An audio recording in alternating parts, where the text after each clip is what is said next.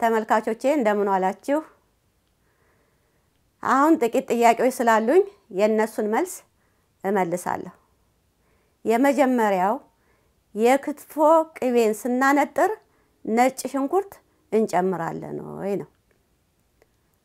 መልሱ አይጨመርም። እኔ ግን ስለምወድ በጣም ሳያስታውቅ አድርጌ ትንሽ እጨምራለሁ። ይሄ ነው መልሱ። ወደሚቀጥለው እንሄዳለን። የበሰለና ለጋ ቅቤ ለቀይ ወጥ መጠቀም ይቻላል ወይ? አዎ አትጠቀሙ የሚል ነገር የለም። ግን ምንድነው ለጋ ቅቤ ለቀይ ወጥ በምንጠቀምበት ጊዜ ብዙ ቅቤን እናባክናለን እንጨምራለን። የበሰለ ግን በትንሹ ለቀይ ወጥ ስንጠቀም ያሰማልናል እንጂ ከሌለን ባለን ቅቤ ጨምረን መጠቀም እንችላለን። ወደሚቀጥለው ጥያቄ ስንሄድ ደግሞ ቅመሞች ታምሰው ነው ወይስ ሳይታመሱ መጠቀም ጥሩ የሚሆነው የሚል ነው። ቅመሞች ስንል የብዙ ስም ነው፣ የወል ስም ነው።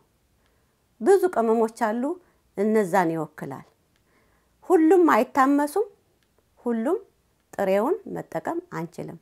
የሚታመሱትን ለይተን ማመስ፣ የማይታመሱትን ደግሞ ሳናምስ መጠቀም ነው ያለብን እና የመታመስ ያለባቸው ቅመሞች ሳናምሳቸው ብንጠቀም ጣዕማቸው ጥሬ ጥሬ ሊልብን ይችላል እና ይሄንን ግንዛቤ ውስጥ በማስገባት እንደ ቅመሙ ሁኔታ አይታችሁ ብዙ ጊዜ ደግሞ ምነግራችሁ ነገር አለ።